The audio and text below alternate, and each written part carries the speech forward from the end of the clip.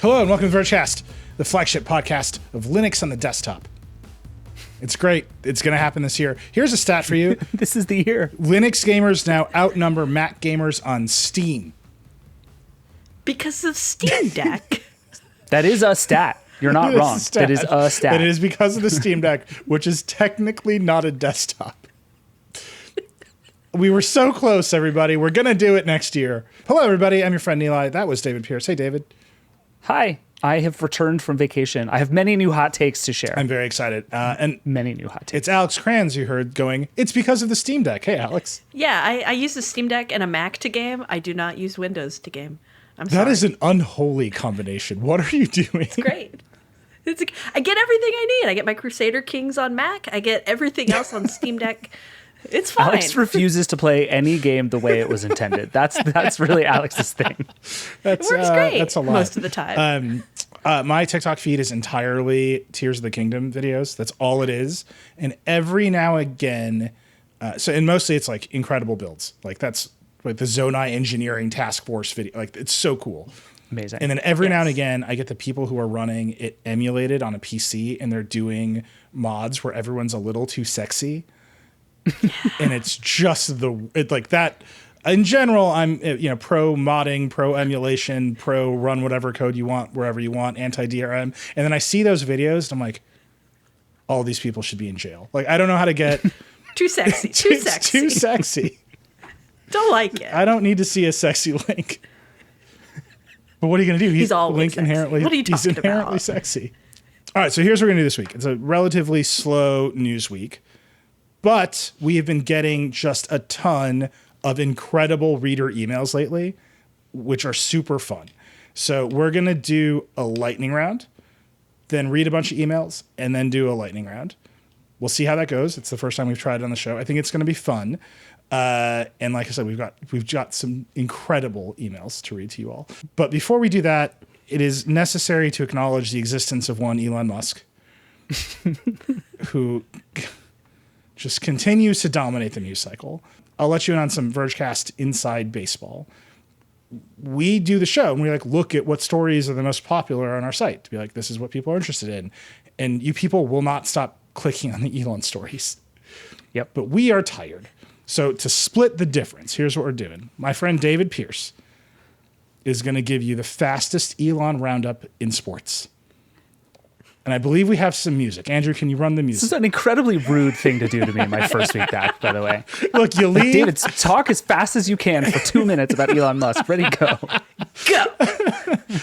And to be clear, I'm forcing David to do this against his will. Right, the face that he made at me when I suggested he do this came through the internet. Imagine the amount of engineering and labor and invention and discovery that was required for David's frown to travel hundreds of thousands of miles through fiber optic cables at the speed of light and then hit me in the face. Yeah. Can't buy that for $44 billion. I can't do it. It's very important. Anyhow, I'm still making David do it because a bunch of stuff happened, just none of it's very important. But we should acknowledge it because we know that you, the listeners, even though you send us emails telling us not to do it, you keep reading the stories. But we're going to make a game of it, so we can get through it. Andrew, I believe we have some music. You have to start talking! Here is everything you need to know about Elon Musk this week. Twitter is now X, and it's actually called X in the App Store, even though it's still not called X. A lot of places there's X Pro, but it's just TweetDeck. Twitter is X, X is Twitter. No one knows what it actually is. There was an X sign on the old Twitter headquarters, which is now the X headquarters. It blinded everybody. It was sandbags. It was dangerous. Now it's gone. The company is now trying to get financial companies like Robinhood and maybe other kinds of stock trading platforms to bring their content and even do stock trading on X, but won't pay anybody to do it and actually wants the other companies to pay to do it. They're not going to do it, so that's not going anywhere. Twitter/X is suing a group called the Center for Countering Digital Hate over claims that it tried to drive away advertisers by basically acknowledging that bad things happen on the platform and that people do bad things on the platform. That's not going to work. And then lastly, X was going to be dark mode only, but now it's not going to be dark mode only. Because the thing you learn about Elon Musk when you leave for a week is that nothing actually happens. A thing just happens and then unhappens a few days later. And that's the story of Elon Musk. Let's let this solo wrap up. I didn't know the music went so long. I beat the music. It's so good. That was impressive. That was very good. I defeated the music. The royalty-free guitar solo music, absolutely choice. Second only to the animated Transformers movie, which if you listen to it from the 80s, I watched it again as an adult, having only ever watched it as a child. That movie is one long guitar solo. Like, it just never stops. It breaks into other songs, but then the songs and the solo continues.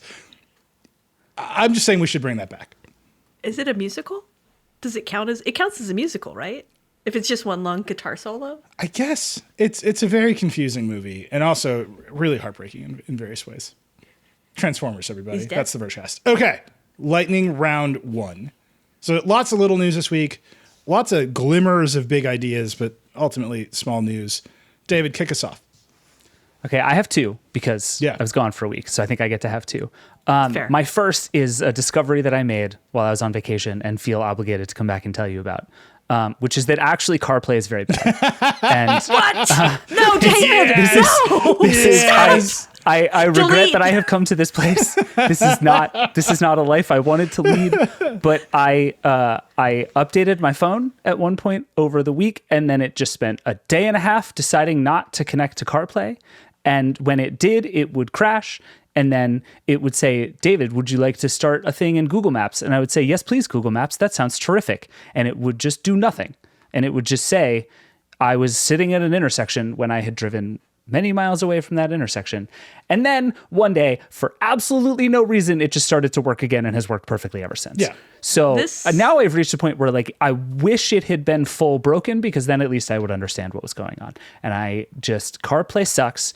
The thing that is still true is that everything else is still worse. So CarPlay is still the best available option as far as I can tell. I actually think Android Auto is better than CarPlay. My wife is a Pixel owner and I mostly use an iPhone. So we switch back and forth some, and the Android Auto experience was substantially better in most cases. Yeah. It's funny because they're converging. Bad, but everything else is worse. All right. So I have data to back this up.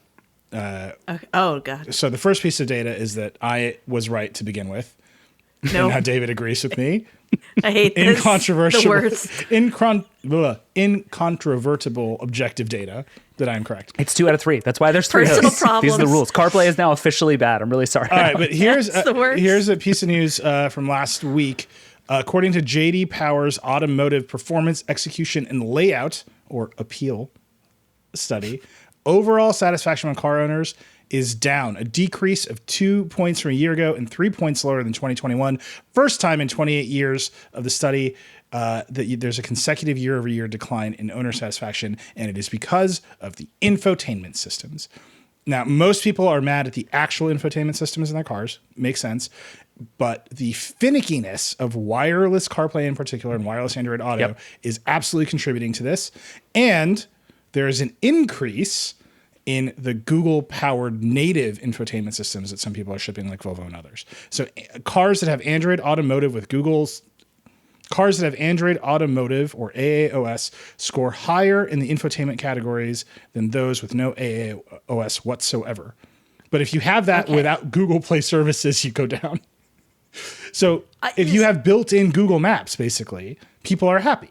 Because then they can listen, they can stream Bluetooth over their phones and look at Google Maps, which is all anybody wants to do in the car. No one's trying to watch a TikTok in a Mercedes. I don't know why they keep doing it. If you go watch the videos of people trying to scroll TikTok in a Mercedes, you're like, that is the slowest, shittiest TikTok experience I've ever seen in my entire life. Yeah. And also it's like unsafe.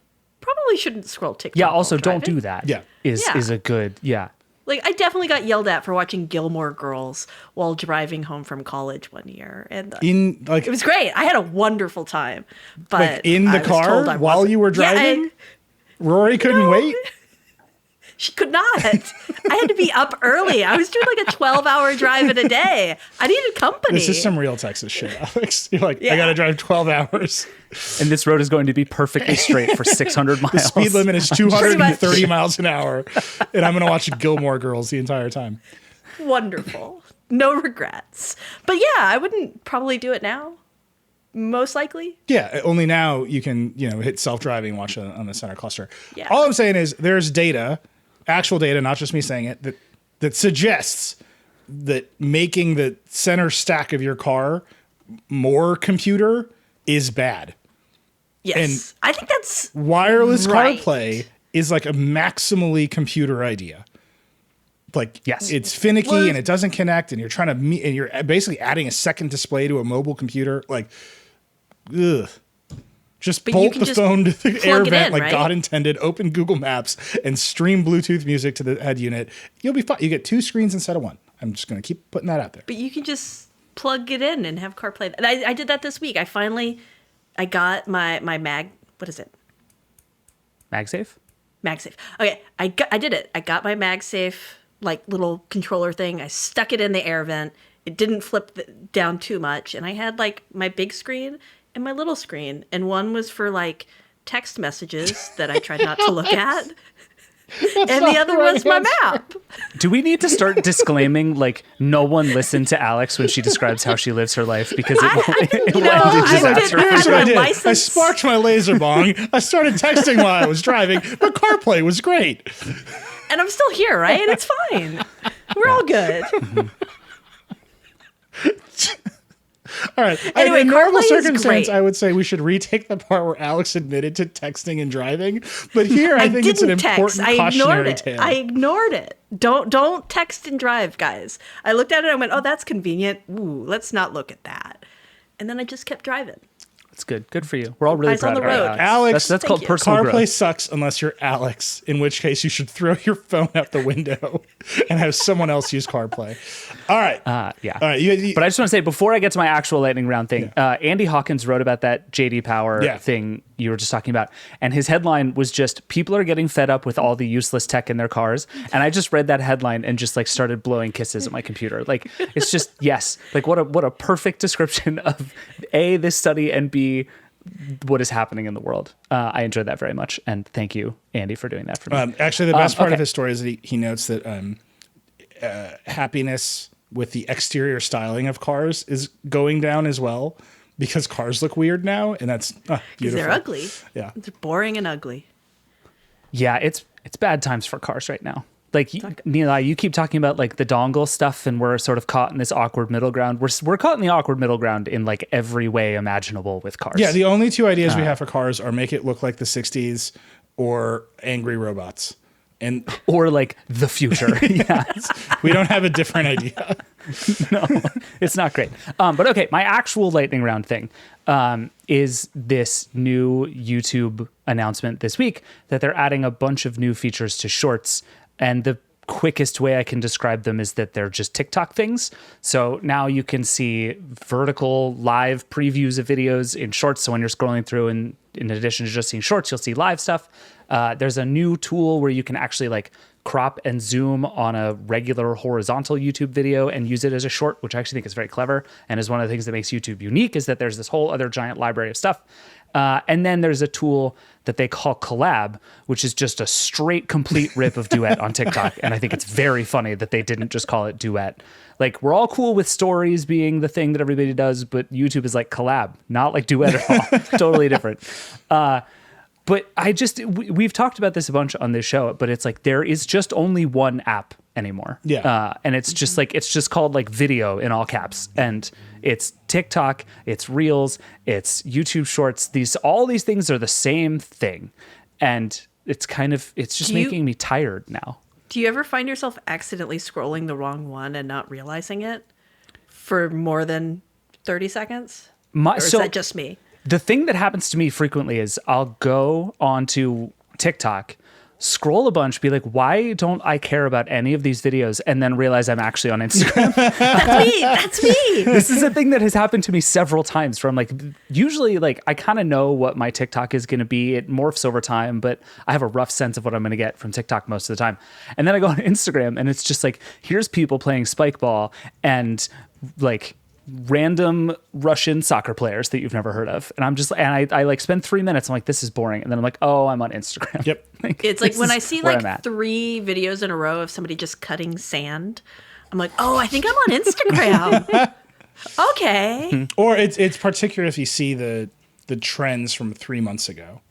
That's the real telling Instagram. But here's the thing about Instagram, which is fascinating. Meta just had earnings. They were boring. Meta's doing great.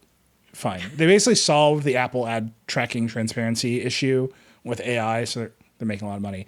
They also revealed that Reels is making money hand over fist now and is on track to be a bigger business than TikTok, which is wild. And kind of a testament to Meta's overall scale and expertise in monetizing things.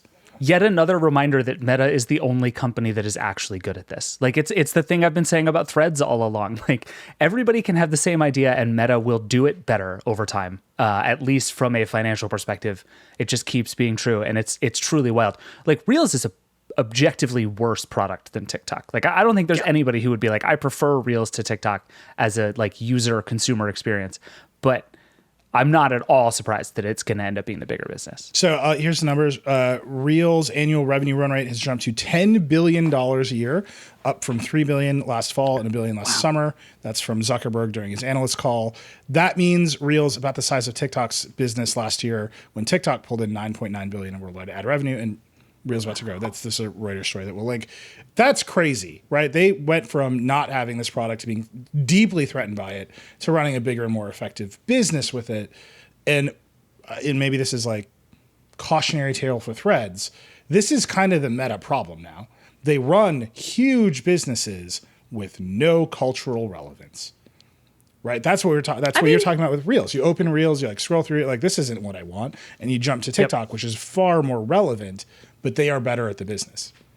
I think it is culturally relevant, and the fact that like all of my online friends send me TikToks, all my normal friends, offline friends, whatever you want to call them, you know what I'm talking about. Everybody listening, you've got both sides. They all send me Reels. Like my best friend from college, she sends me Reels about Gilmore Girls.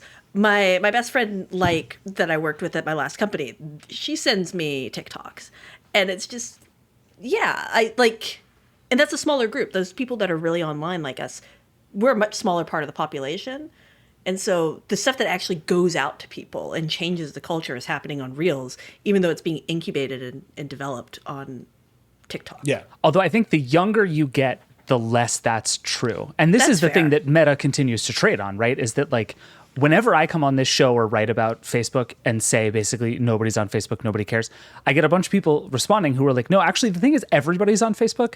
They're just old. And that's true. And there's a lot of money in those people. But the like as you scale down the age group, like truly nobody is on Facebook. And at least in the sort of limited access I have to the world of 16-year-olds, like they're all on Snapchat and they're all on TikTok and they're all kind of on Instagram, and that's it. Yep. So like that is what's fascinating about this conversation is it was prompted by you discussing new features being added to YouTube, which is the most stable scaled social platform to exist. It's still doing the thing it does, except it's also trying to do the new thing. And that thing appears to be the least culturally relevant of them all. Reels alarms me whenever I accidentally not Reels, Shorts. Sorry, I get it back. Shorts alarms me every time I click on it. Like I get confused and then have to like quit the app because I don't know where I am and how to get away from it. Is it like a feeling like I'm training the wrong algorithm? Like it's like partially stranger that danger? And partially just like the video's big and I'm like, the video's not supposed to be big here. It's supposed to be the other way. What's happening? I don't like it. I just get very old as soon as I click on Shorts. So I don't like these it. Kids and what are they? Why are they eating hot wings? I just immediately turn 80. But it's great. Yeah. This is why, to your point, Eli, this is why YouTube has been so fascinating to me for so long, because it is, I think, the single most like sprawlingly ambitious platform on the internet. Right? Like YouTube wants to eat Hollywood. It wants to eat the podcasting business. It wants to eat the music business. It wants to eat the creator business. It wants to eat the social business. Like YouTube literally wants to be the size of the like creative entertainment internet. And it's kind of working. And it's really, really fascinating to watch that happen. I think Shorts, by all accounts, seems to be growing really fast and doing really well, but in the way that you would expect it to because it's attached to YouTube. Like, I don't know that it has hit sort of bigger than YouTube escape velocity in the way that like Facebook Marketplace is very successful because it's on Facebook, but is not sort of successful on its own. I think that's kind of what Shorts is doing.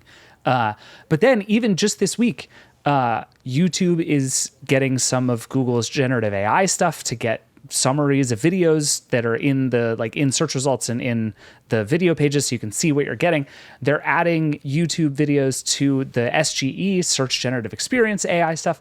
Like, YouTube is everything to everyone at all times. And then just kind of over here on the side, they're just ruthlessly copying TikTok and paying creators better. Yeah. And it's just sort of nuts to watch all of that happen simultaneously. There's a real thing with YouTube that I think, let me try to say this more crisply. YouTube and Google generally are in this very odd moment where all of their incentives have been about padding things out for so long that now all the results are too long. And honestly, what TikTok offers you as a search customer is it'll just tell you the answer quickly in a way that a web page that's SEO optimized or a YouTube video that's padded out to get two mid-rolls won't. I will give you one very stupid example. We bought a jar of chili crisp and the lid is too tight. And I was like, what how do you do the thing? Is it cold water? Is it hot water? And I had that moment of I'm going to ask a search engine for this. And we picked TikTok. And now fully every other video I watch is about opening jars because the TikTok algorithm is stupid. but it just someone just told me the answer in 4 seconds. Whereas if I'd watched a 10-minute YouTube video, I would have killed myself. You would have had to watch someone start the video outside and then walk into their house and then tell you the history of jars. And right. Or you search the regular Google search engine and you're okay, here's 40,000 words about jars.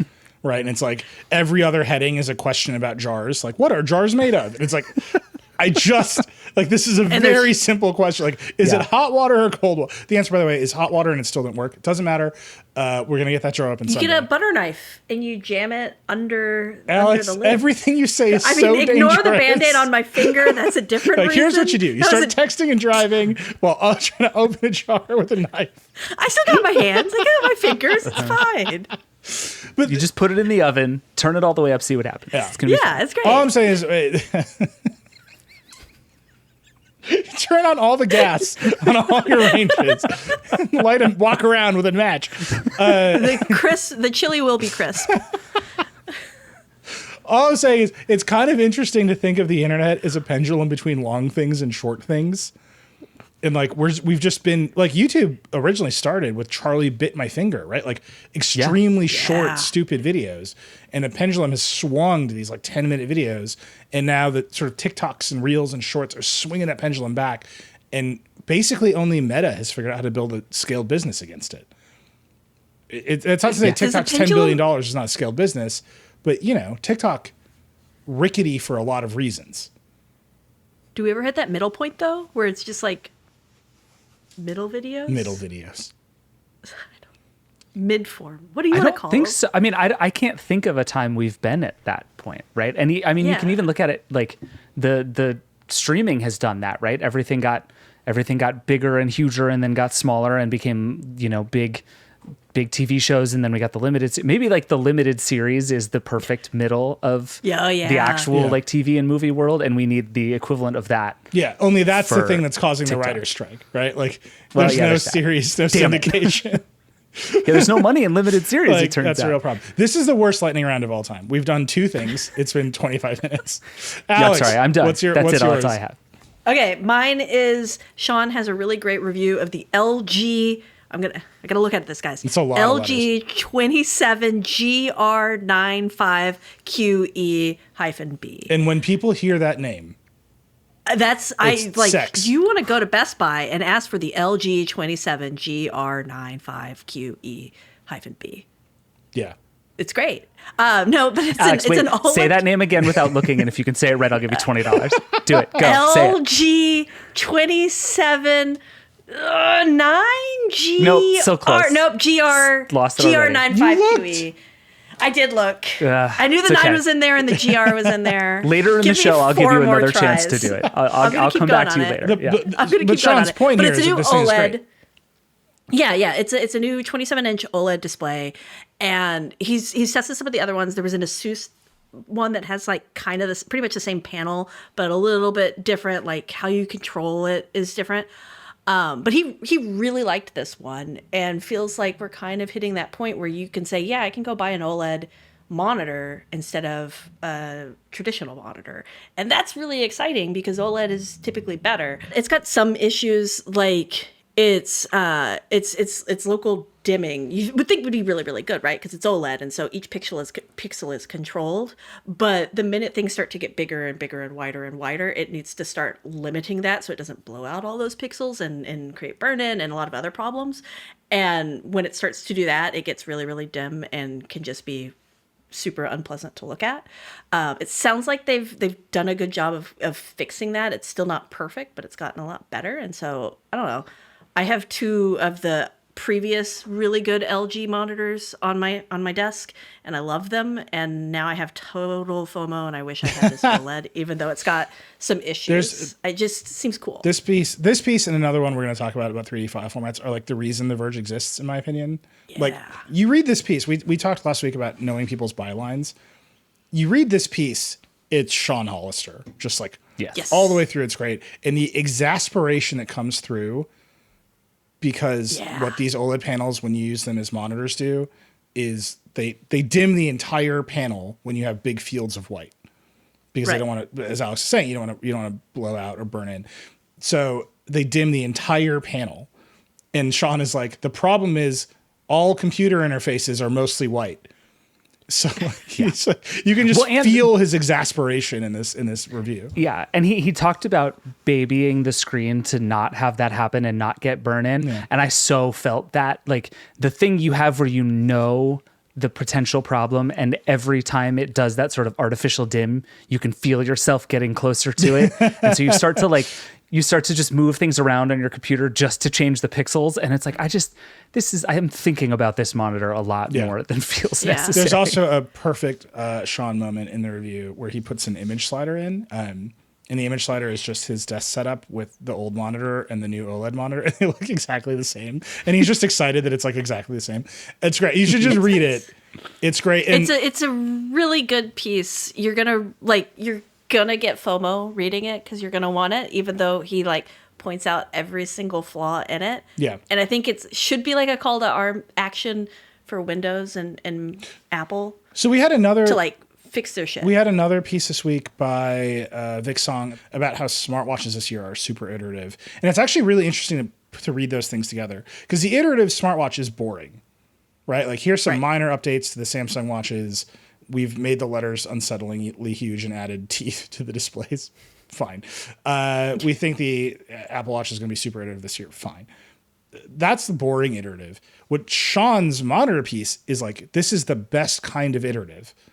Like, you start with, let's put an OLED TV on your desk, and here's all the problems, and here's like the last step before the next iteration when this idea is complete. And this is almost the most exciting version of a product, right? Like, if you're into gadgets, this one, right when you can clearly, and I think Sean lists fix these 3 things in this category is ready. Like, there's something really excited about that version of the iterative process versus the sort of end state of phones that we appear to be in. And it's nice to see it's happened kind of fast, or it feels fast to me, because we were seeing our first OLED displays, 2015, 2016? I think was the earliest ones, and it didn't work because when you shrink down big TV technology, it's actually really hard to shrink that down into a monitor that makes sense close to your face. That's why the 2 technologies aren't in lock sync at all times. Right. And they're starting to figure it out. They're starting to invest in it and really sort it out, and people are buying it, which is also good, because then the prices will hopefully go down. And these were Sean's 3 things, by the way. 100 nits of sustained brightness, which is related to that dimming issue. A warranty update, because the warranty doesn't cover burn-in, which is, and a decent sale, to your point, Alex. Yeah, the 100 nits of extra brightness is going to be that's going to be a real challenge, because that's where OLED always falls, is on brightness. It's where it struggles. And so I'll be really curious to see how they do that, and if they do that, and when they do that. But man, I'm excited. Sean got me super hyped for this. Yeah. I think it's great, because we're definitely on this path of convergence between small TVs and computer monitors in a way that I think is really fun, especially because my assumption is this is driven by people who sit at desks and play video games. and want something that looks like a TV and a computer monitor in one screen. And there are more and more of those people all the time. And this is the kind of thing that is sitting right at the middle of that. And I think like Samsung's doing all kinds of wild stuff with like a smart TV in one input and the other input it's a computer monitor. I think that's very cool. But like OLED is the right answer, right? When we get it right, it's going to be OLED. And it feels like we're just around the corner from that in a very cool way. Yeah. I'm pumped to have like a 32-inch computer monitor / television just sitting on my desk. It's going to be amazing. I cannot wait. And it's going to be the most, I mean, I think there's still going to be some challenges there, particularly around HDR, because right now the software side of HDR sucks still. Like Microsoft and Apple just aren't doing it very well. The game companies aren't doing it very well. Nobody's kind of figured it out and settled on something consistent and pleasing to the eyeballs. And so I think we're still that's where it's going to start to lag for full TV replacement. But most people probably don't care about HDR as much as I do. So most people will probably be fine. It's just going to be like me and Sean over in a corner being like, oh, HDR is still not up to snuff. And that's okay. We're going to have a great time over in our corner. Love that. We have USB-C cord testers over there. It's great. Alex, before we move on, one more chance. What's the name? Okay. What's it called? LG 27GR95S. You know I can see you, right? I'm not looking at it. I'm wearing my glasses. I can't see anything over there. It's all blur. SE-H? You're so close. It's the QE/-B. This close. This close. This is why you know I wasn't cheating, because I would have gotten it right. LG, get your crap together. All right, Nilay, what's yours? I have two on the Vision Pro, which we haven't talked about in a while. So Apple's virtual reality headset, which they really do not want to call a virtual reality headset. So one is a little one. They have opened up developer registrations and testing. So Mark Gurman has some screenshots of the process developers need to go through. Sign up for this. You pick a headband size, you pick a light steel size. You have to go in physically to their testing centers. You get fitted, you get lenses, and you can try your apps on it. That's a lot. And he also reported, I'm just going to quote, here's Mark Gurman at Bloomberg. Hearing so far that the Vision Pro developer labs to test apps and actual hardware have been underfilled with small amounts of developers. Some developers are emphasizing companies not offering any East Coast sessions. Cupertino is the only option for the entire United States. This makes sense to me. I just want to be clear about that. This product is so complicated, they have to fit it to you, that you, of course, are starting as small as you can before you like roll it out at scale. Also, no one knows what to build for this thing. So it just it doesn't surprise me that development is starting slow, but that's a note. I think it's obvious it's going to start slow. What's equally interesting to me is that coming up in September is Meta Connect, where they're probably going to announce the Oculus Quest 3, which is scaled, sells as many units. The Quest line has sold as many units as any game console. So you kind of have the two things happening in parallel. Apple starting very small with a larger base of developers that's like pretty excited. Meta already having application and installed base scale with the Quest. I think I know what's going to happen. I think Apple's going to be very successful with the Vision Pro on compared to the Quest, but who knows? It's very expensive compared to the Quest, but they're starting really, really small. Do you think there's going to be like a little shadow Apple developer conference around Connect? Because you have all of those developers down there near Cupertino. Do you think something's like that's going to happen? Well, that's also presumably only a couple of weeks after Apple's big fall event, where I suspect it will have a lot to say about things like the Vision Pro. I don't know. I think the fall event for Apple looks like the iPhone. Sure. Maybe a Mac. And they say nothing about the Vision Pro. It's unreleased headset with no developer support thus far. Maybe. Right. Although, I don't know. I have two competing feelings about this. On the one hand, I think you're exactly right that Apple is starting small in every way here. And so starting small is the right thing to do.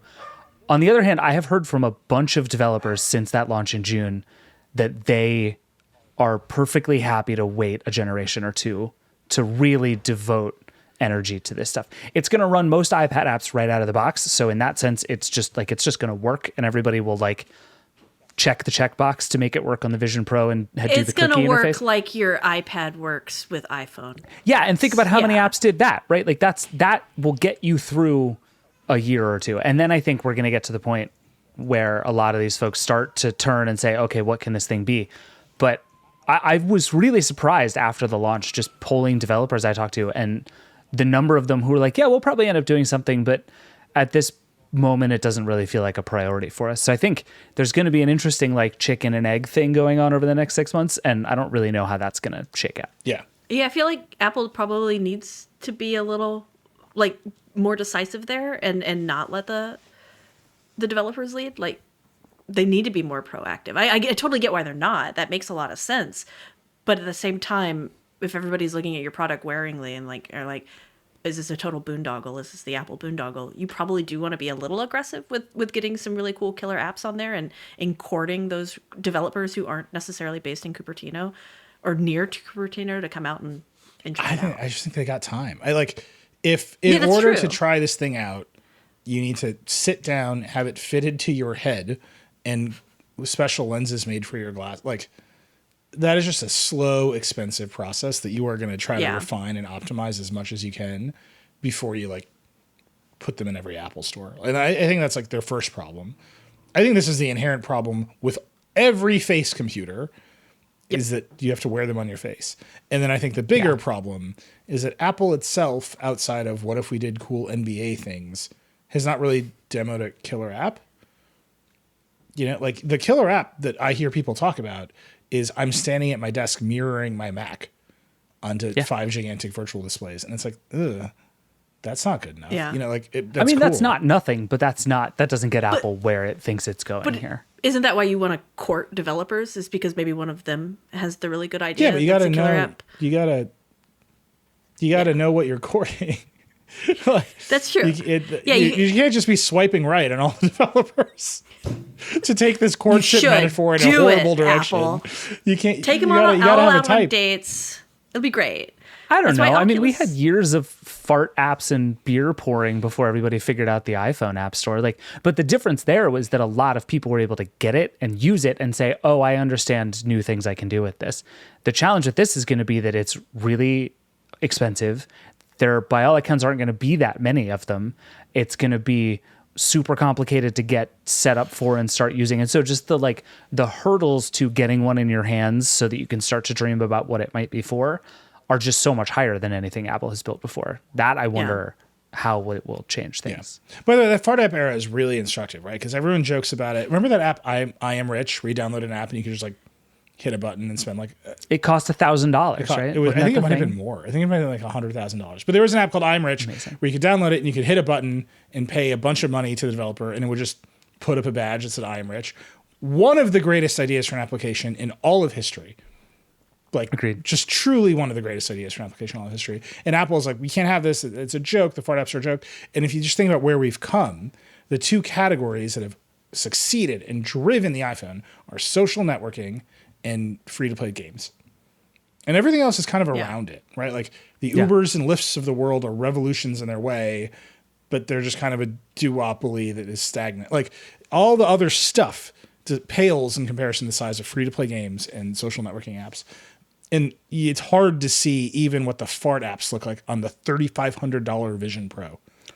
I was going to say, what is the fart app equivalent going to be? All right, that's a reader email. Computer? Send us your ideas. Yes, let us know. I am actually very curious, and I'm confident that many of our readers have Oculus Quests, they have PSVRs. Tell us what you think the fart apps are going to be and what you think the TikToks are going to be of the Vision Pro. Love that. Because I truly cannot tell you the answer. And I also have a PSVR too. I don't think Gran Turismo VR is going to be the TikTok of the Vision Pro. As much as I want it to be, I don't think that's going to happen. I don't think so either. All right, Neil, what's your other one? So the other one is my other favorite story of the week. Another just perfect Verge story. It's a format war, y'all. Apple announced the Vision Pro platform is going to join the Alliance for OpenUSD, which is a standards body that's developing interoperable 3D tools and file formats. That's NVIDIA, Adobe, Autodesk, Pixar. They're basically developing interoperable 3D tools, file formats. Here's the object formats. Here's how they're defined. You can move them between these platforms. You can manipulate them between these platforms. I love this. It also means that the apps you use, like Maya, Houdini, Autodesk 3ds Max, Adobe Substance 3D designers. They can interoperate. They can use the same files. NVIDIA can accelerate these graphics. This is notably one of the first times you see Apple and NVIDIA working together, and they obviously have common purpose in doing so, which is surprising. These companies have not historically liked each other.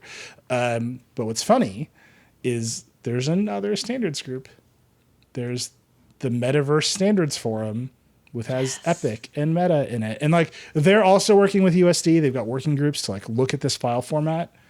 But here we are. We did it. We did HD, DVD, and Blu-ray again for the Metaverse. I'm so happy. It seems like, I'm guessing, USD is going to become the basis of a lot of things, just given the people who are supporting it. But this notion that the 3D internet, the metaverse, should have interoperable file formats that sort of every computer can use and all these applications can manipulate is a big idea. Everyone agrees it's a good idea. They keep calling it like HTML for 3D. It's far from settled. Like there's a long way from here to there. And so you just see, like every other standard, everyone agrees, oh, all these computers should use HDMI. All these TVs should use HDMI. Who's going to be in charge of HDMI CEC? And should that work well? And the answer is like, so what, we'll see. To that point, what is the right metaphor for this? Because I was trying to figure this out. Like, should we talk about USD the way we talk about like coding languages like JavaScript or HTML and the fact that that works across lots of apps? Should we talk about it like PDFs or JPEGs, like file formats that everybody kind of agrees to understand? I was thinking of like video containers, not even codecs. Okay. Containers. The AVI versus MP4 kind of generation of things. Okay. And that turned into a gigantic mess. So that's and then VLC came and saved us all. Here's the description from NVIDIA, which is technical but easy to understand. OpenUSD supports the requirements of building virtual worlds, like geometry, cameras, lights, and materials. It also includes features necessary for scaling to complex data sets, and it's tremendously extensible, enabling the technology to be adapted to workflows beyond visual effects. So you've got a 3D scene. You need to describe some objects in it, the materials and textures of those objects, where the cameras are, the geometry of the scene itself. Like, that's just a lot of data structures that you can standardize. So that sounds like coding language to me. That's more like it's like you have a Word file and it has some structured data that describes the font and the line breaks and the whatever, and then the sort of the text is standardized. .doc, by the way, or .docx, one of the most controversial file formats of all time, right? Because it's just text, but until a while ago, it was a proprietary file format. Right. So like you just got this like issue where you have these proprietary file formats, people develop in them, and then you got files that only that application can read, and that creates tremendous lock-in. I think this industry is saying, okay, that's bad. We know that's bad for a huge number of reasons, particularly consumer adoption, right? Like if you believe the Matthew Balls of the world, that the metaverse will eventually enable you to drop into the already created 3D world of a Pixar movie and like swing a lightsaber around. The thing that the Pixar animators are working in has to be all the way back compatible to the Vision Pro. Otherwise, you have to go and you have to redo that work in the Vision Pro's format. And that, I think everybody understands that seems like a huge waste of money. Well, this is the kind of thing you do when the industry is small and you're still in the like rising tide lifts all boats phase of things. And when this gets bigger and there's more money in walling off your walled garden, like for that reason, it's not surprising to me that Meta is not part of this, right? Like Meta has more reason to say we don't need to be compatible. People are already doing our thing than some others. And I would not be shocked if this becomes more contentious over time for that reason. I really hope they become competing file formats, and I really hope how they open and are broken for the normal consumer is more like doc than it is like video. Because video files, you try to open it, it just wouldn't work. Whereas doc, you'd open it and you get the weird like, characters. What's happening here? Like, and that's what I want, but like in a 3D space strapped to my face. Yeah. That just sounds delightful in a weird way. Oh my God, I want Alex it so bad. wants to be like lost in a bad trip, laser bong, texting while driving. Yeah, it great. sounds great. But to that same point, you can see why Pixar is like, okay, we spend millions, hundreds of millions of dollars creating the world of cars, and we want to make a video game where you can race around the car's track. I don't want it, but yeah. Well, sure, but then we can just take all of that rendering work, all of that scene modeling work, and put it on the Vision Pro as a video game. And if you don't have some common file formats, like that becomes more costly than it's worth. And that's just like, that's one vision of the sort of 3D future. But you can see why Pixar or Epic or Unreal, which are deep in Hollywood, are making that push now. By the way, this lightning round has taken 45 minutes. Yeah, we're doing great. We're doing great. We should take a break, but first I just want to say, Nilay, that anything that allows me to drop into a Pixar movie with a lightsaber is a huge technological victory, and we should all be in favor of it. You gotta go listen now. to the Matthew Ball episode of Decoder. This is like what he was talking about the whole time. It is a fascinating vision of the future. I have no idea if it's a good idea. The good news is all that's owned by Disney. So is it possible? Maybe. We'll see. All right, we have to take a break from this interminable lightning round. We're going to come back and read some reader emails. We'll be right back. All right, we're back. It's time for some reader emails. So we've been asking for emails lately. It's been really fun reading them all. Please keep sending us emails. Vergecast@theverge.com. We love it. We asked a couple weeks ago for people who are deep in the Samsung ecosystem to email us. It has been a deluge. And I just want to call this out specifically. I've been asking for years for people who are hardcore Android gaming phone users to email us. We have never gotten one email. I asked for people who use the S Pen to email us, and we get like 5 a day.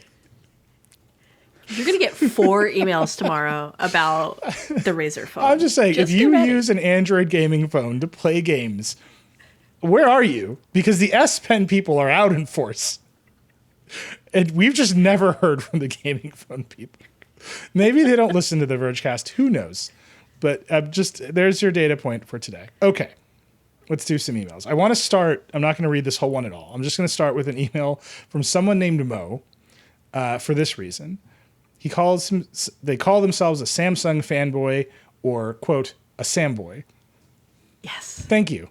Now we have. And just threw it out there as if that's a thing that everyone knows, which is, it is now. Just perfect. So thank you for Samboy. David, do you want to read Randy's email? Sure. All right. We got an email from Randy that says, I'm one of those Samsung tablet sickos and wanted to chime in. I really appreciate the extent to which already from the jump, incredible emails to receive. They've all really leaned into being sickos, and I really appreciate it. It says, I switched from having Surface tablets to using a Samsung Galaxy Tab S7 Plus, and the reason for that is one piece of software, Clip Studio Paint.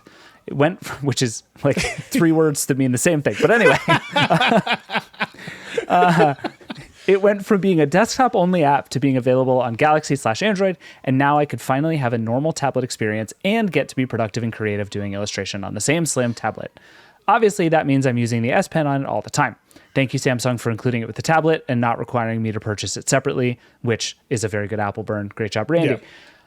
It's my laptop, really. I take it to work with me so I can have some videos going while I'm at my desk, pop open Clip Studio to do an illustration or get a doodle down on paper, open up Kindle to read the newest manga volume, and when I need to prepare a D&D campaign, I'll snap over to Dex to better multitask at a coffee shop and get it all done. It's the best mobile computer I've ever had, and I didn't have to give Apple a penny. So this go ahead. Person is 100% either a Samsung employee or should be a Samsung employee. Yeah, I was like, Samsung. That is the best pitch of all time for Samsung devices. Call Randy now. Yeah. Or it's Dan Seifert, the only other Dex fan that I know. So changed his name. Yeah, so it's his burner Dan account. D. Seifert. This is incredible. So first of all, I just want to start with the end there. I didn't have to give Apple a penny. This is a real theme in the Samsung emails. I don't like Apple, so I'm in the Samsung ecosystem.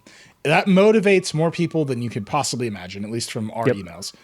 100%. Obviously, this is a self-selecting group. The people who chose to email us about their love of Samsung, a deeply self-selecting group. But there's a commonality there, which is nobody wants to use Apple stuff, and that's here. The flip to Dex, that's the turn for me. Oof, yeah, it's so good. It's beautiful. I love it. We found him. The guy who uses Dex. He's a Randy. sicko. But I'll snap over to Dex to better multitask at a coffee shop and get it all done. Does that imply that you're bringing a monitor and a keyboard and mouse to a coffee shop? I can only hope so. That's the Or correct answer. You've got the flippy cover thing. I mean, it is. But every tablet is that tablet now. Yeah, true. But I will say this makes the right case for Samsung stuff, right? Like Samsung devices do more stuff than anybody else's devices. Does it do it all super elegantly and beautifully? No. Does it do it all? Yes. Yeah. Like somewhere in here it could be like, and then I got home and I mirror cast my LG TV. And it's like, well, you can do that. Got them options. Yeah. It also has an IR blaster for when I need to control my mini split. Like, okay. And there's something to that. There is something to that. I will note that there's a killer app involved here, right? There's Clip Studio Paint, which if you don't have that killer app and it's only on the iPad or it's only on a Windows computer, this all falls apart for you. Yep. All right. Next we have Mark. Wait, so Alex, I'm going to make you read the one from Alexa, by the way. This is I see how it is. I see how it is. Okay. So next we have Mark. This is a tale of woe. I'm just going to put this out there. Mark says, I'm a UX designer. Pen displays are helpful in my work. I realize I'm not typical, which, Mark, my friend. You're not alone, Mark. Yeah, there's a community of UX designers using pen displays. We'll hook you up with some subreddits. Mark says, I've tried Samsung tablets and phones with S Pen since the beginning of them. The emoji I think of is the Dieter face with, the line. Just the line. I tried to like them. I use an iPad Pro and a Wacom Cintiq 32 Pro daily now. I use a USB flash drive, so I'm not stuck in Apple's cloud for my content. I'm done with Samsung Galaxy tabs and notes. Wow.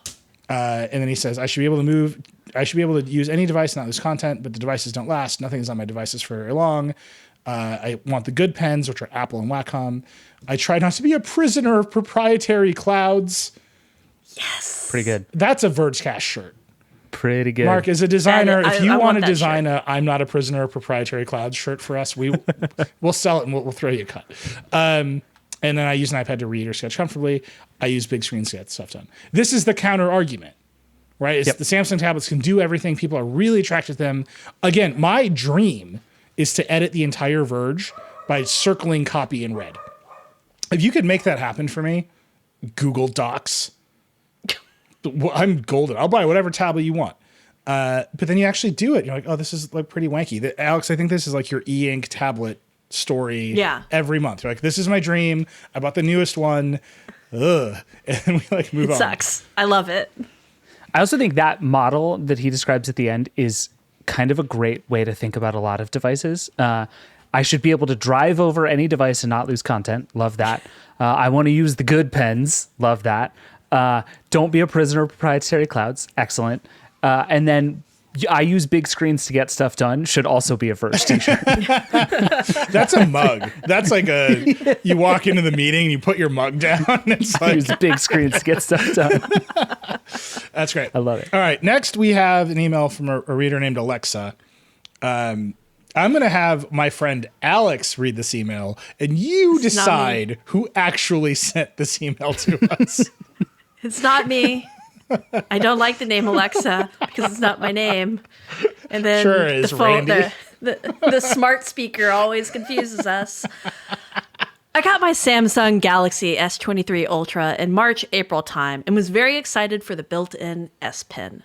Felt like a real harkback to the old Samsung champ I had as a young teen with a Wii stylus. Again, you decide who Alexa is in this story. Not me. But Alexa, we should be friends. For the first month or two, it was great. Used it often, reconnected with my creative side and doodled a bit. Took notes in meetings, the usual stuff. The killer app of the pen, however, lies in a more unconventional use case. Seriously, Alexa, we can be besties. It is the absolute perfect size to poke down joints. Yes. The perfect, and this is bold, the perfect width. 4 or 5 months in, the S Pen is used every single day. But I can't remember the last time I touched the screen. A perfectly portable pokey. Everywhere you go, it's there for you. I gotta go get a Samsung Galaxy S23 Ultra is what I learned from this. A perfectly portable pokey sounds like a sentence we can't say on this show as very many times. I love this email so much. I'm such an old man. I read this email and I was like, does her elbow hurt? Like, is she just stabbing her joints with this? Very long look at it. Yeah. Then Listen, you smell. Samsung devices do all the things. They do. Like Yeah. you think this isn't on a spec sheet somewhere in South Korea? Come on. It's important to They get know. those joints All right. right, my request is we should transition away from the Samsung emails. Can we play Laser Bong as a transition song, please? All right, let's assume we've played Laser Bong. Maybe we have, maybe we haven't. I can't see can Andrew's say? face, but I think it's the Dieter emoji right now. All right, so we have a couple more. These are some of my favorites. So we've been asking for consumer wars, like product wars, fanboy wars. The Rain-X versus water versus other brands' windshield washer fluid continues to rage in our emails. The Rain-X people are furious that we've acknowledged anything else. They're very mad at us. Rain-X bug wash, by far, the fans are out of control. I was in the gas station recently. I needed to buy some windshield washer fluid. I didn't. I just bought whatever was there, and I literally felt bad. That is the weirdest feeling I've ever had as a purchaser of anything. I was like, it's not rain. And it's like, they got to me.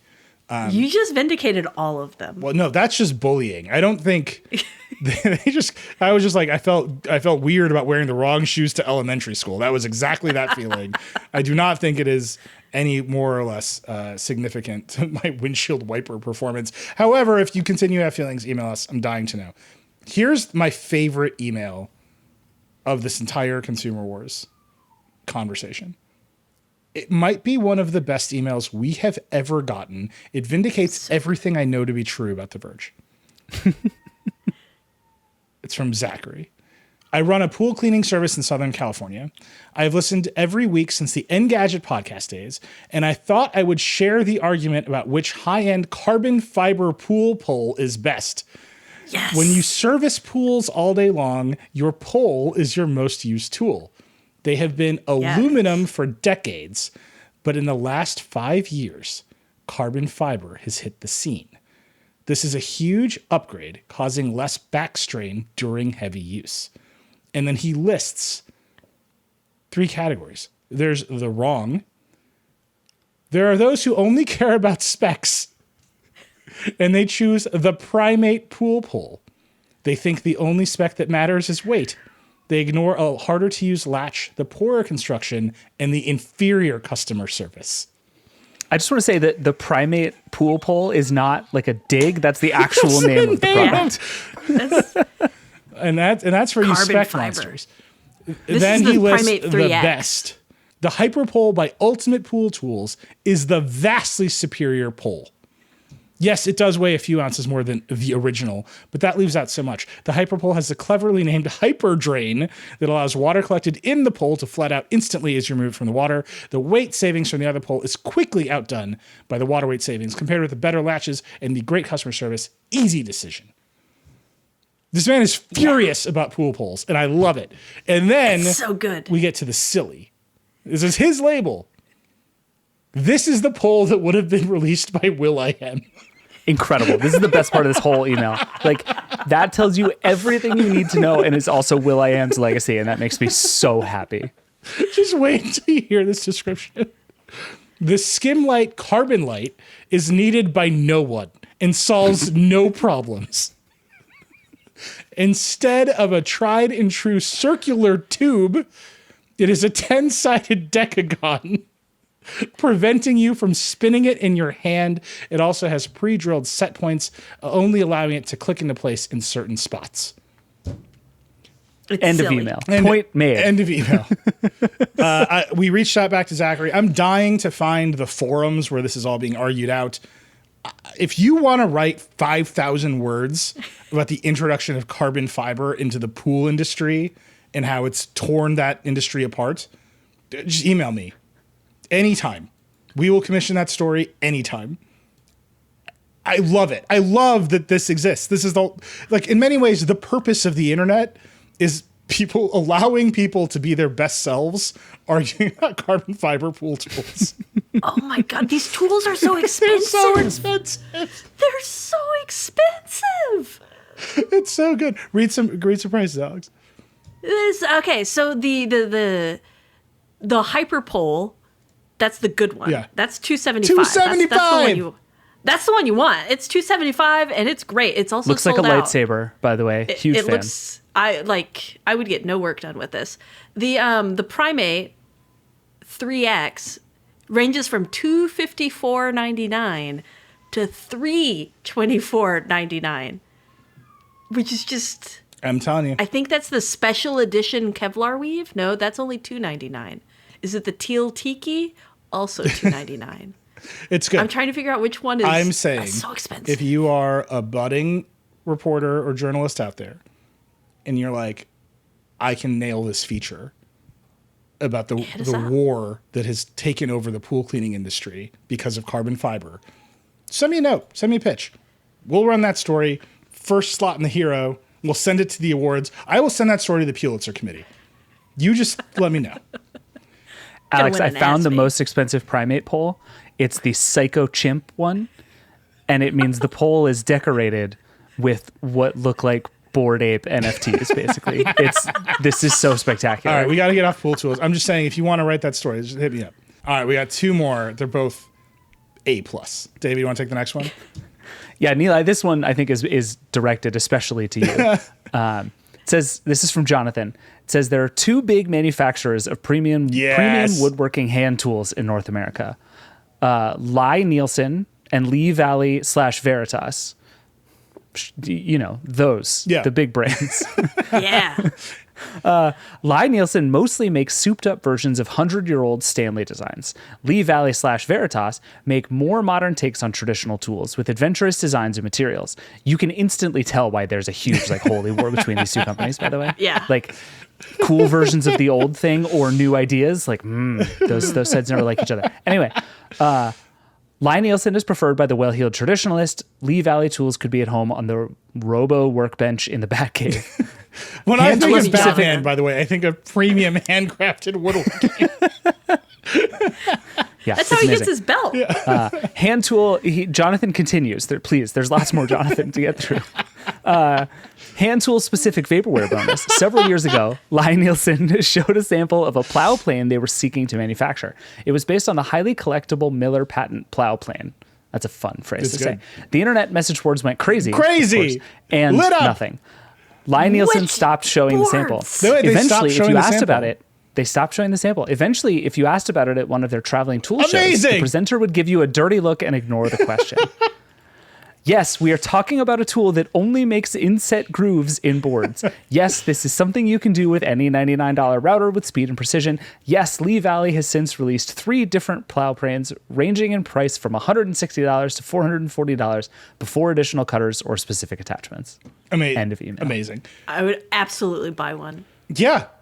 Yeah. Just look at this old thing. It's cool. Well, you can't get it. It's vaporware. I know, but I would if I could. Okay. I just want to unpack this email for 1 second. In order to know this information, people have to go out and get it.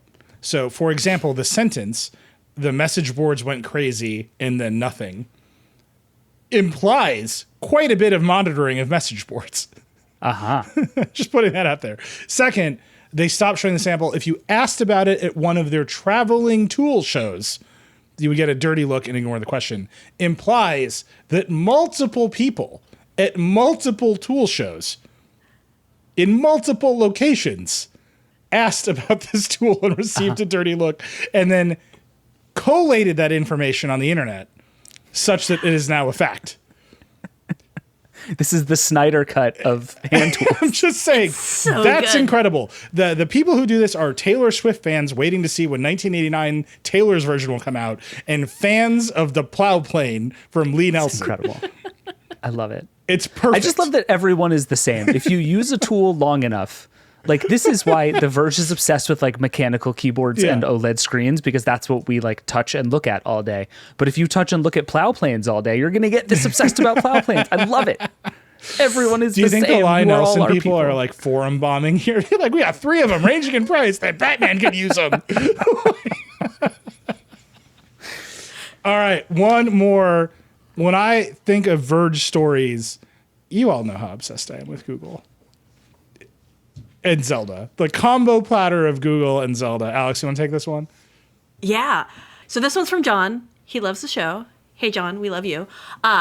In your most recent Friday episode, you were talking about autocorrect and how it's changing in iOS 17. And it reminded me of one of my favorite weird things that I've been seeing happening on Google lately. I've been playing The Legend of Zelda Tears of the Kingdom far too much. Yeah. I'm sure I'm not the only one, and he's not. I think half of this Vergecast How sexy does. is your link, John? Yeah. That's not where this email is going. Please do not send us emails about sexy link. We don't want I'll your take sexy your link Samsung photos. emails all day. No sexy Send them all link. to David. And being not very good at video games, I've had to look up hints and guides regularly. And as shorthand, folks are generally typing TOTK for Tears of the Kingdom, plus whatever shrine, quest, boss battle that they're looking I can for. confirm. I do this all the time. So iOS doesn't recognize TOTK as a word because it's not, and auto-completes it as York. So now on Google, if you start to type the name of a shrine or a quest, one of the autocompletes will inevitably include York at the end because people are hitting search too quickly. This is so good. It's true, by the way. You Yes. can start typing Gleok and it'll complete to York. It's amazing. incredible. This is like the layered emergent behaviors here are out of control, right? So first you have to, iOS, maybe Android 2, doesn't recognize this thing, regardless of how much they're claiming there's machine learning and whatever, they haven't figured out that TOTK is a thing that is happening. So the keyboards are auto-completing to York. And then they're sending that information to Google, which is collecting millions and millions of searches for things like how to beat the Wind Temple in Tears of the Kingdom, and saying, okay, it's Wind Temple York. Google does not understand that that is an iOS autocomplete. And so it's just taking that data as real and turning that into an autocomplete suggestion for millions of other people to see, not understand at all, and potentially click on as well. It is bonkers.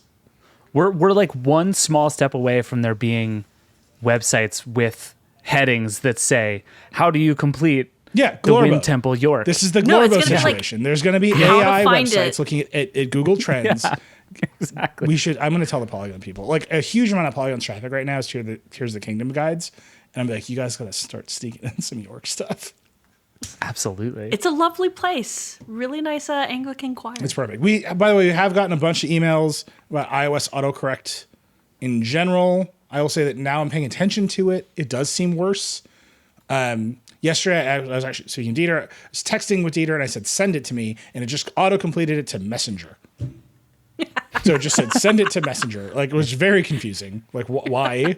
But I can't tell if that's, like, I'm noticing it, like, whatever that bias is called.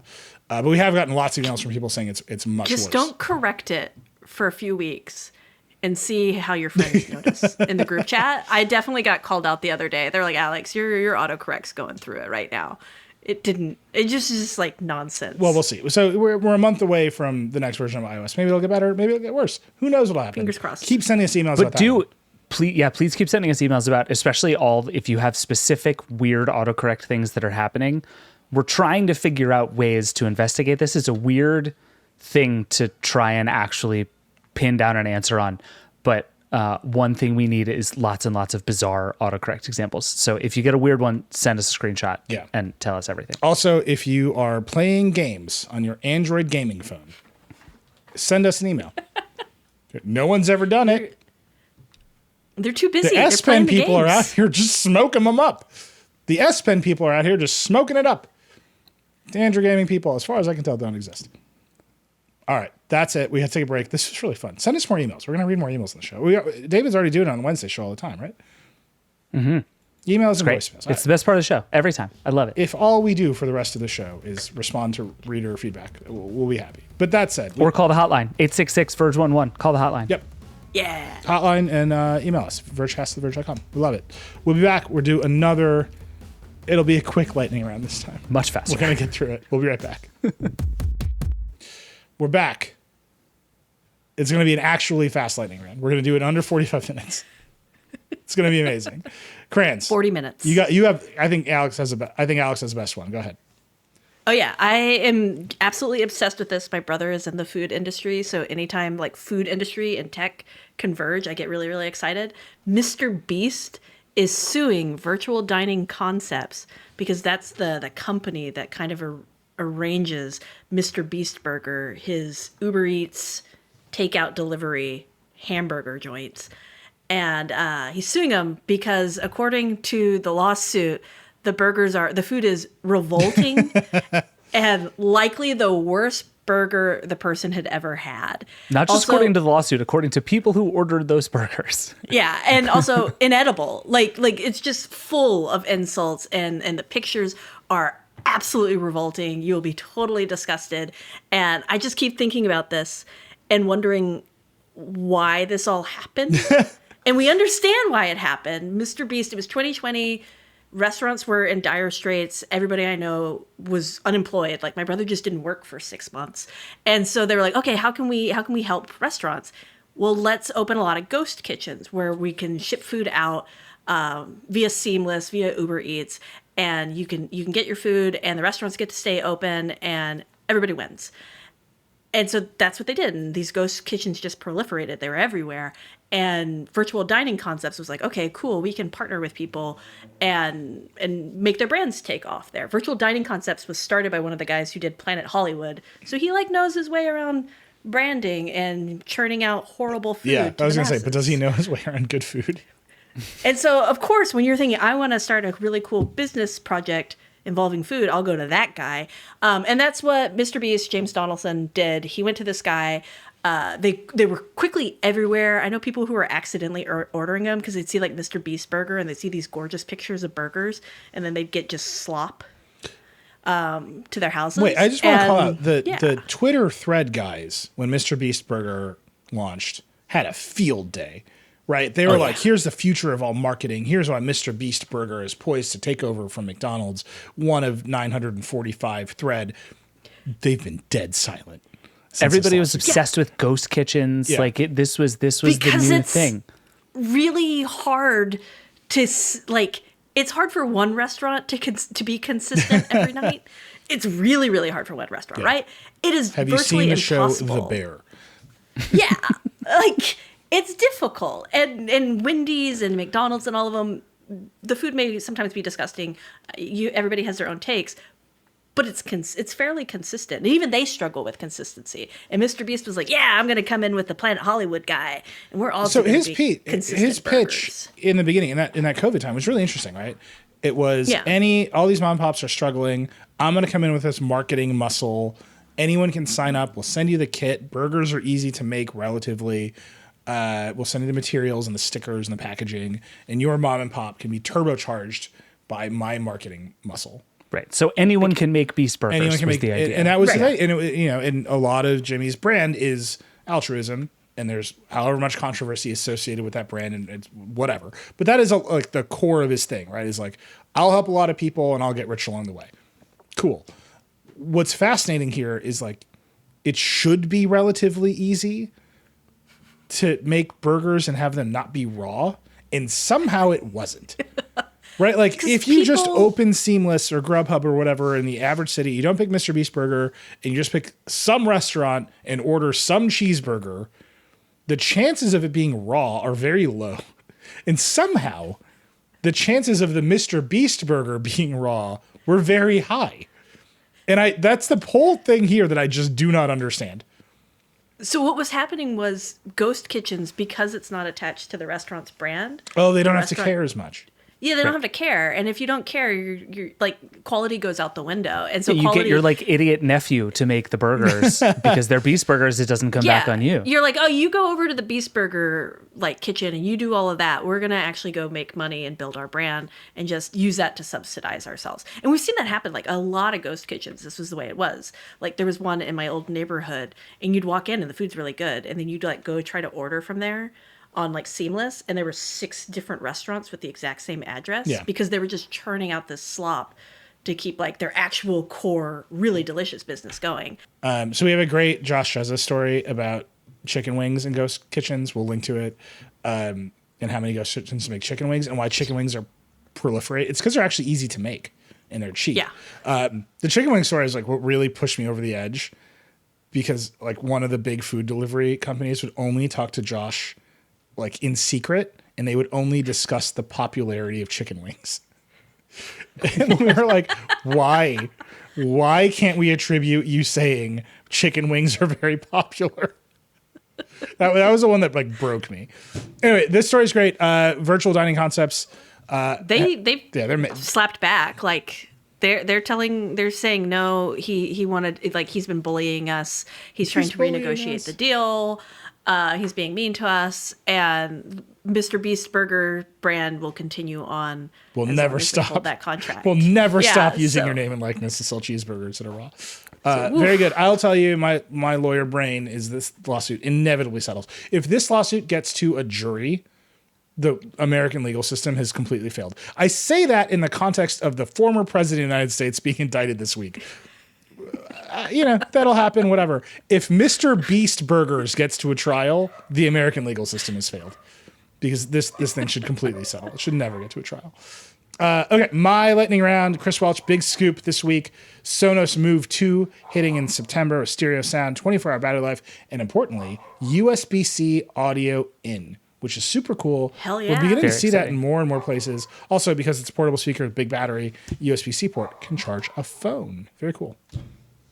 Well, you can charge your phone from your gigantic Bluetooth speaker? Yeah, because it's also a gigantic battery. Oh, that's awesome. Yeah, pretty good. That's the first time ever that a Sonos speaker being humongous actually feels like a good idea to me. I'm in on this now. It has 2 tweeters in it, so it's stereo sound. They've re-optimized the controls. It's got automatic true play, all this stuff. But yeah, it's the battery that I think is particularly cool. And of course, it can do Bluetooth audio as well. And the big upgrade here is it can do Bluetooth and Wi-Fi simultaneously, which is pretty cool. Cool. Chris Welch, as ever, living in the AC vents at Sonos HQ. Yeah, It's a good scoop. that's very good. All right, David, take us home. All right, mine is more a recommendation than anything else. I just want to let everybody know that ESPN is doing its The Ocho thing again. The history of this is that it was a joke they made in the Dodgeball movie in like 2004, and then like 12 years later, ESPN decided, oh, we'll actually do it, and we'll use this as like a 1 or 2 day thing to show all the sports we don't usually show on TV. So it's everything from like spike ball to like musical chairs and all kinds of like insane sports you'd never see on TV. It is the single most fun thing you will ever watch on sports television. And one of the things that they're doing is the Excel World Championships. And I have found myself deep in the world of competitive Excel over the last few months, like getting to know some of the folks involved. They're doing a huge season this year. They did this on ESPN last summer, and it was like a big viral hit. People got really excited because you see competitive Excel on TV and you immediately go, what in the world is going on? So they're having a big season this year. The culmination is going to be this big thing at the esports arena in Las Vegas. It's going to be a whole huge thing.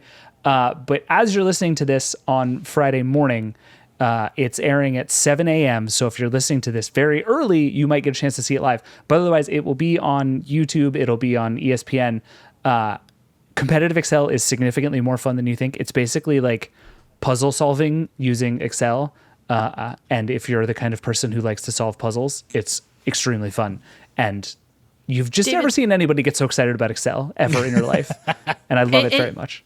In your piece, you call it the Sheeter Bowl. Mm-hmm. Is that true?